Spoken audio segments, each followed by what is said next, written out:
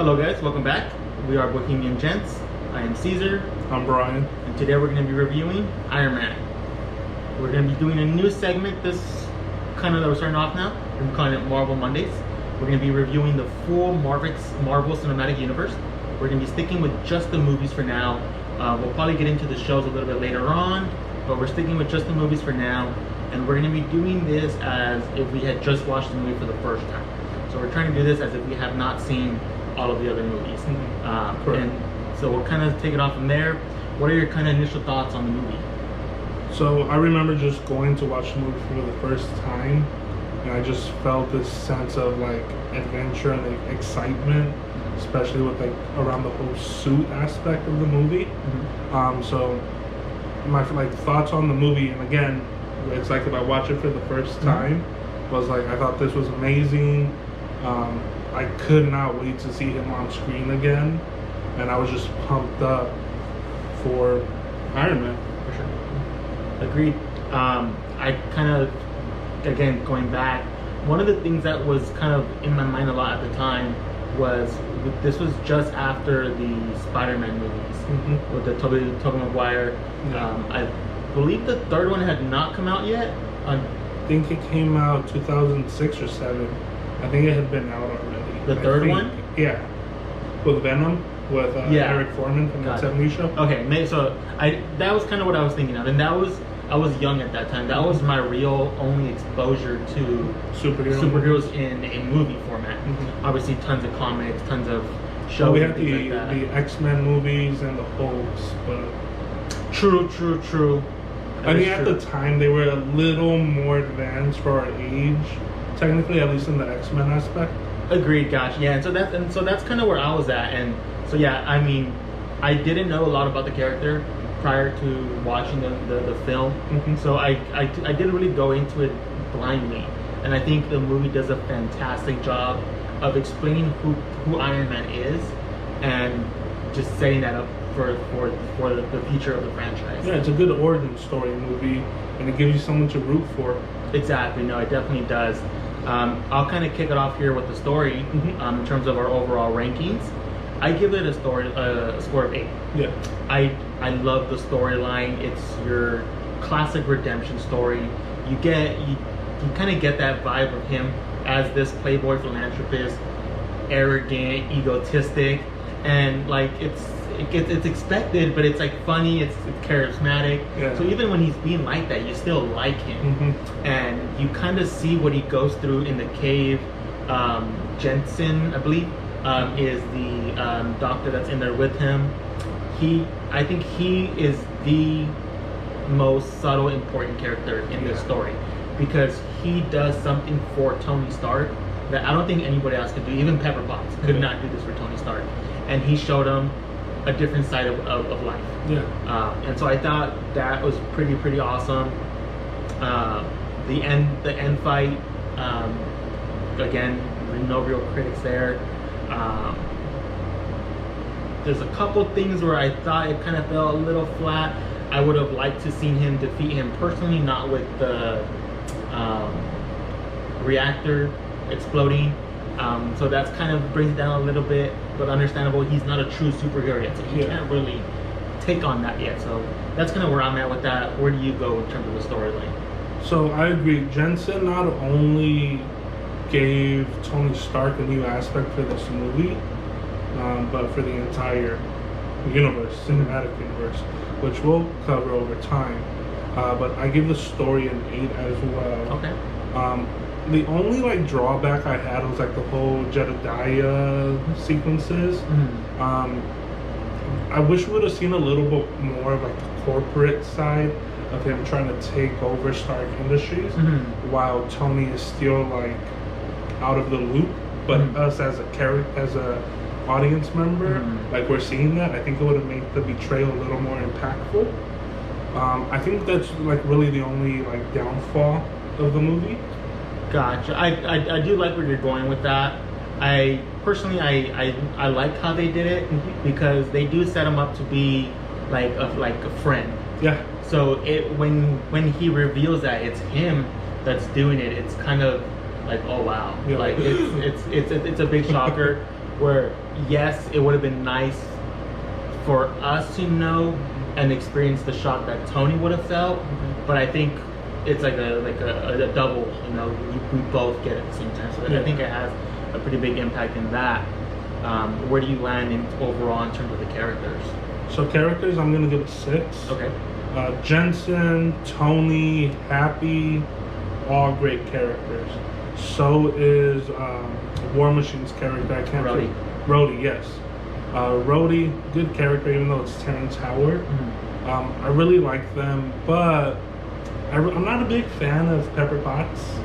That brings it down for me. The Jedediah character brought it down for me a bit as well. The terrorist in the movie isn't really like stand out to me. He's not like a great villain, and I know he's supposed to be villain number 2. He's not the main villain, but he still didn't bring much to the movie. Delivers a little bit, yeah. And I love a movie where like you hate the villain. And in this movie, I really don't feel that. Like I kind of don't like them. Gotcha. But it doesn't like bring out my passion, which is why my character score is where it's at. Gotcha. Okay, so I see characters a little bit differently. I give it a 9 in terms of characters. I believe the characters that you're supposed to focus on this movie are exactly what they need to be. I don't really care that the villain under delivers, because I don't think the movie's about them. I think they are just background, and it's what he happens to be dealing with at that time. But I do truly feel that this movie is about Tony's change of mind and how he changes and how that sets everything up.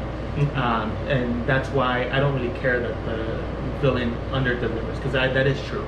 They are kind of insignificant in kind of that in that aspect. But yeah, I definitely give it a 9.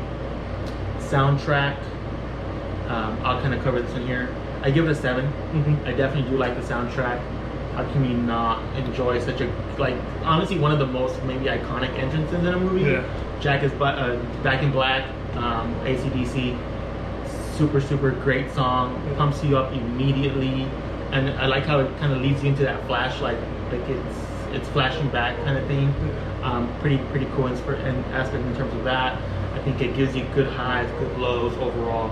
So I give it a 7. Where are you on the soundtrack? So my soundtrack rating is a 9. Okay. I think you missed the biggest song in the movie is Black Sabbath's Ironman. Okay. But yeah, the movie just has a good soundtrack the entire time. The soundtrack's amazing when he's setting up the suit. So I really like the soundtrack. It's fitting throughout the entire movie. What do you think about cinematography? Okay, so cinematography. In terms of cinematography, I land at a 7. Nothing, no real amazing standout shots that I think are like superly great film or anything like that. But I do think you get enough iconic scenes with him in the suit. The overall feel of the movie is good. The shots do what they're supposed to do.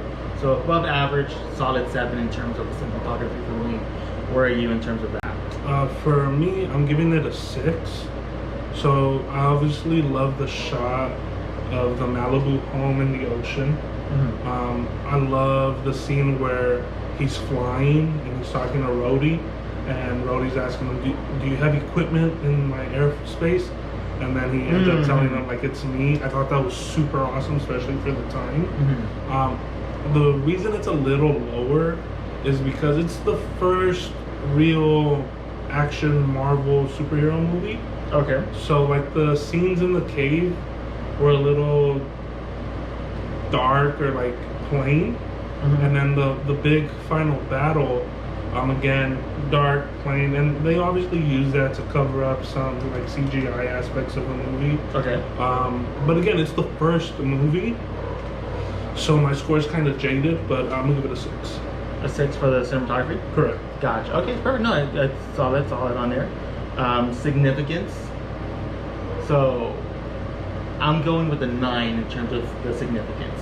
Okay. I can't give it a 10 because, again, I have to do this in hindsight. Yeah. If I were to rate this today, it's a 20 out of 10. You would not have the MCU without this movie. Correct. But back then, it's a 9. Yeah. Because it was almost perfect. You got a great, interesting character of Robert Downey Jr., developing cast. It did exactly what it needed to do. And the only thing that it could have done is like I introduce the Avengers or something like that, and just destroy the hype like that. But it's a 9 for me. Yeah, it's just a 9. I can't really say much. It's a 9. Yeah. So for me, I'm gonna give it a 10, and the reason I'm giving it a 10 is because we're a little different. You mentioned that when you went to go see the movie for the first time, you kind of walked in kind of blind. So for me, I did have Spider-Man, Iron Man, Captain America, and Hulk comics growing up. So I do remember when the agent Newsom, I can't remember his name right now, but when he's talking about like the strategic home, and when he's saying the shield, the real name, and then later at the end when we see Samuel L. Jackson, I already knew it was for shield. I never thought that we were gonna get the Avengers like the way we had in the comics, but I didn't know it was gonna introduce shield. So I thought it was gonna be more like espionage, but with Tony Stark as Iron Man in the suit. Okay. So that's why I'm giving it a 10, just because I already knew that it was gonna be something where there is an agency behind them. Okay. And how it set it up with Samuel L. Jackson as well. Gotcha. No, for sure. Definitely a good way to go with that. Overall, so we can kind of give our overall scores and then kind of get into it a little bit. Maybe touch a little bit on modern take on the film a little bit at the end here. I gave it a 40 out of 50. Of the ratings that we've done, this is the highest rated film that I've done. Personally, now in hindsight, this is by far my favorite movie. Yeah. I can watch this movie every day of the week, 7 days a week, 365 days a year. Yeah. I don't know why. It just hits with me.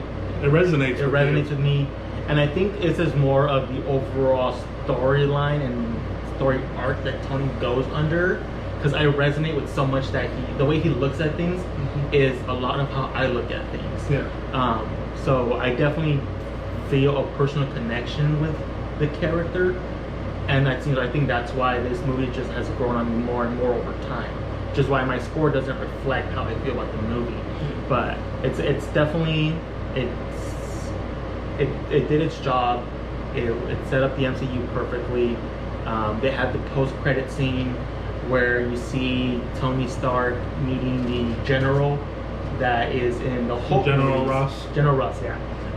So I think it not a perfect movie, but it was perfect for its time. And just a heads up, we're California boys, so they're at a Randy's Donut, which is a pretty big monument out in LA. I know they have one now in Costa Mesa. So that's like a cool little homage to. Exactly, yep. Any kind of, where you at kind of in the final thoughts, kind of aspect of the film? I was just gonna say, like, piggybacking off of what you said, I think the reason we're able to resonate with the movie so much is because we all wanted to be James Bond. We wanted to be suave and rich and have the nice car and the beautiful woman and like the fame and the fortune. But then we see the change of heart that Tony has, where that's not the most important thing to him. And I think as we watch the movie, we kind of grow up a little as well, where we realize like your loved ones, your friends, your family, the innocent, they're the people that matter. And I think we kind of like do that change. Like the movie will suck you in with the glamour, and then like it changes you in a positive way watching Tony change. So I think that's why it resonates with a lot of us so much. And I think that's why I gave it a 40 out of 50 as well. Gotcha. No, for sure. So yeah, we're both pretty high in this movie. I think it's also your highest rated movie up to this point of the ones that we've done. Sure, I think you had Jungle Cruise pretty far up there, but I don't think it was higher than this one. But yeah, I honestly, I'm so thankful for the movie. It's like everything about that movie just, like I said, it sets up the MCU perfectly. It really does. I definitely, like I said, I can watch this movie over and over again. looking back, if I was to kind of nitpick at the movie, one thing you did mention Pepper in that movie. I do think she could have had maybe a bigger role. You don't really get that development with Pepper until the second movie, and we can touch on that once we get there. But I do like how they do set up Pepper in this movie. She has a lot of good one-liners. I love the scene where after Tony sleeps with the It's exactly journalist, where I was going. and the next morning the journalist has a snappy like one-liner for Pepper, and Pepper is like, "Yes, I helped Tony with a plethora of things, including taking out the trash." Yeah, she's like, I do anything and everything that Mr. Stark requires, occasionally taking out the trash. So yeah, that was a great. Yeah, that was a one-liner. great film. But yeah, that's a pretty quick wrap up in terms of this one. We'll obviously be getting a lot more in detail as we get into some of the later movies, so we can kind of build everything together. Any last final thoughts before we wrap it up? Just trying to keep it sweet, simple. I think we covered all the important aspects. I personally, I wouldn't change anything of the movie. Agreed. I know. I mentioned that the villains were a little lackluster. We kind of see the history of that with Tony Stark movies, the Iron Man movies, and his villains. But honestly, I wouldn't change anything. This movie is as close to perfect as it can be. Like I enjoyed it. Gotcha. No, and I just kind of, again, looking at it for now, I think that was a problem for a lot of early MCU. If you think of the early Iron Man movies, because Iron Man movies were pretty much right off the top. The Thor movie, even in Hulk with Abomination, he kind of under-delivers in that movie. We'll kind of get into that in the next video. But yeah, I think that's something that they really learned on, and obviously they knocked it out of the park with Thanos. Well, but you're getting way too far. We'll get there. We'll get there We'll get there eventually. We'll get there, but 20 some odd movies from now. We appreciate you guys watching. Make sure to like and subscribe. We'll be back with plenty more videos. See you guys next time. Stay safe, guys. Yep.